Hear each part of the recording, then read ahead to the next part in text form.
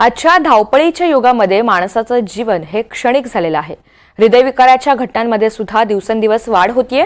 अगदी लहानग्यांपासून वृद्धांपर्यंत कुणालाही heart attack येऊ शकतो अशी परिस्थिती सध्या निर्माण झाली आहे. मुंबईमध्ये आझाद मैदानावर क्रिकेट खेळताना एका अभियंत्याचा हृदयविकाराच्या झटक्यानं मृत्यू झाल्याची घटना समोर आली आहे. विक्रम अशोक देशमुख असं या अभियंत्याचं नाव आहे.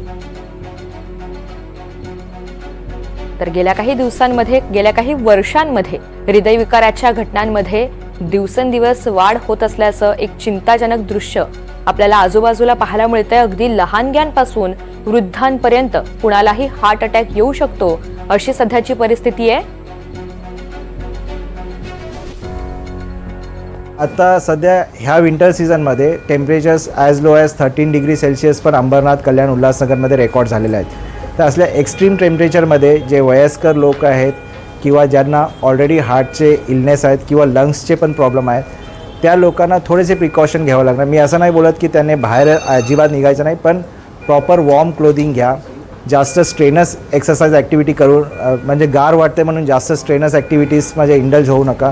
आणि ज्यांना ऑलरेडी कोएक्झिस्टंट लंगचे किंवा हार्टचे प्रॉब्लेम आहेत त्याने असे एक्स्ट्रीम थंड एन्व्हायरमेंटमध्ये बाहेर निघताना वुलन क्लोदिंग वगैरे घालून, वॉर्म क्लोदिंग घालून बाहेर निघावं लागणार. कारण त्याने मी जसं सांगितलं आहे, ब्लडचे वॅसोकन्स्ट्रिक्शन होऊन BP वाढून हार्टवर स्ट्रेस येण्याची शक्यता जास्त असते. आणि ह्या पेशंटना कधीकधी असल्या सीझनमध्ये लंग्स इन्फेक्शन किंवा अस्थमाचा एक्झॅझर्बेशन होण्याचे चान्सेस वाढते, ज्याने बॉडीमध्ये ऑक्सिजनेशन कमी होते.